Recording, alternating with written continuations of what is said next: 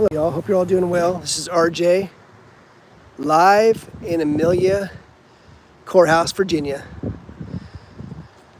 I'm here on the county courthouse green. Amelia Courthouse is the county seat of Amelia County here in Virginia. More of a rural area, about a little over an hour's drive southwest of Richmond, Virginia.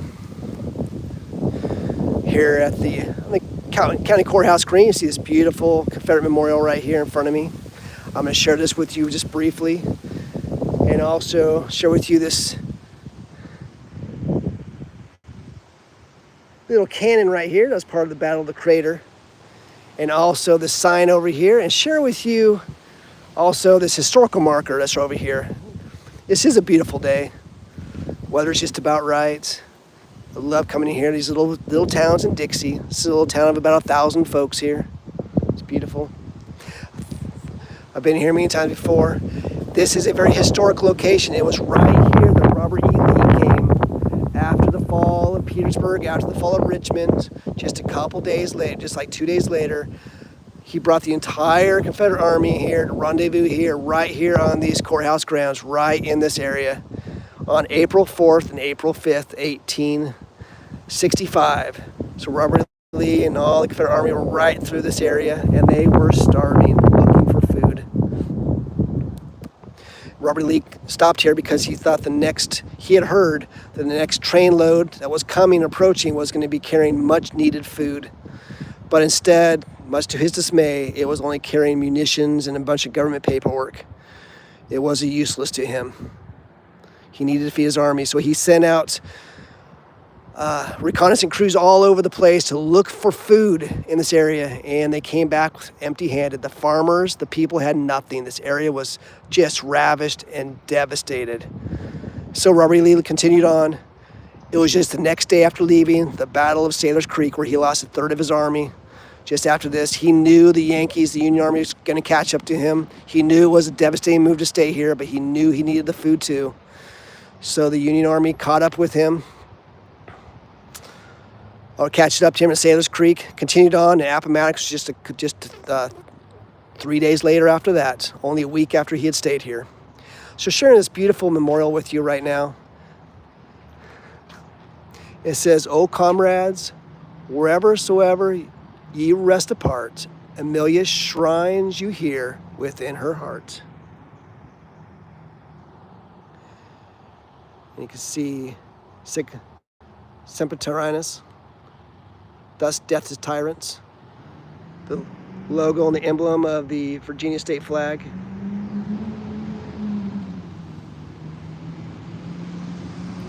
It's a beautiful memorial. This county, this town, community should be very proud of this. This is Amelia's loving tribute to her heroes of 1861, 1865. And on this side, Deo Vindice.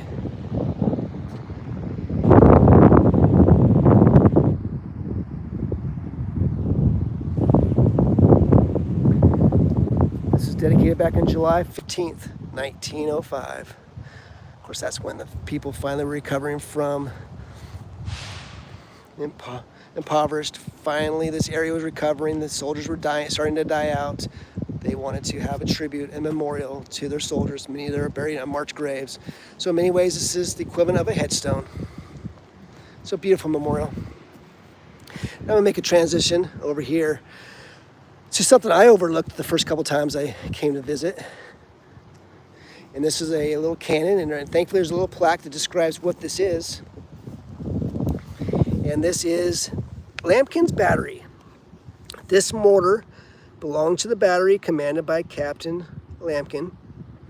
On July 30th, 1864, at the crater, the battery helped check the Union advance until Mahone came up.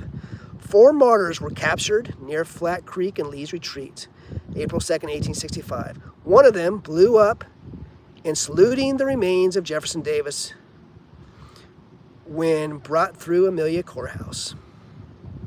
This is placed by the UDC back in 1940. So cool they have this here.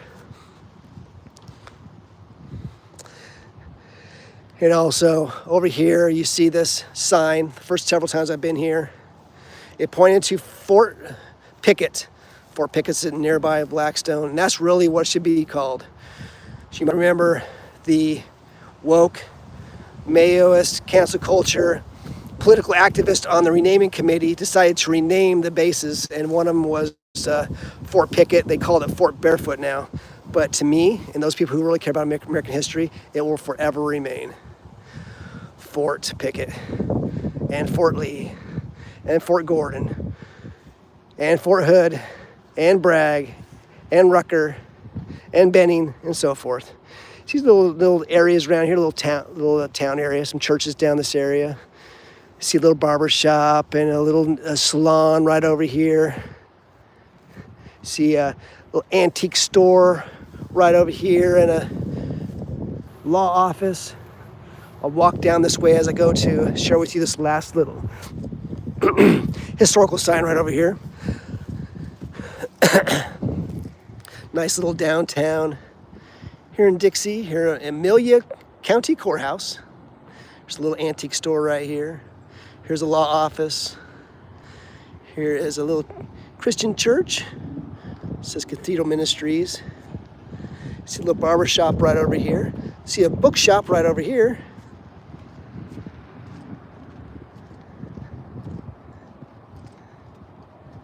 Very nice, pleasant day here right now. And you got a little Civil War trail sign.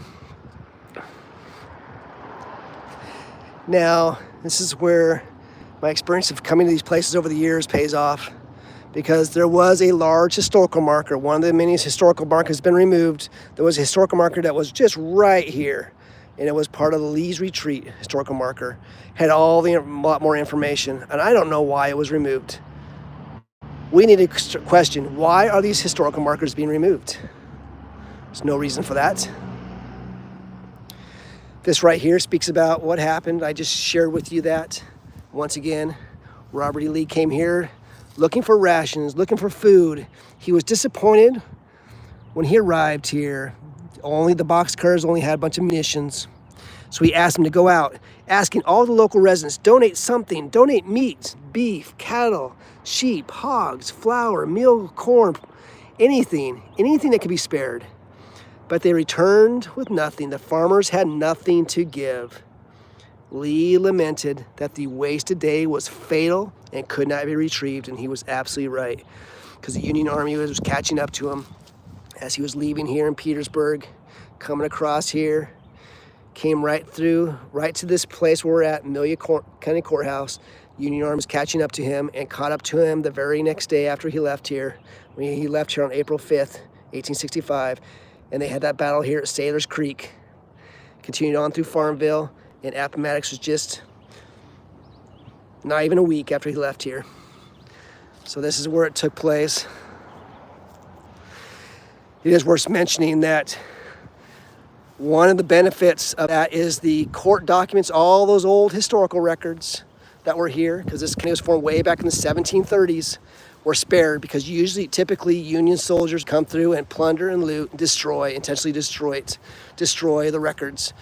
And they were in such a rush, they didn't have a chance to destroy the records here. So that's one bit of silver lining. It's just so sad that all these old documents, some of the oldest documents in America, are right through here, and we lost so many of them because of what the Union soldiers did. So leaving this with you today at this beautiful location here on Amelia County Courthouse grounds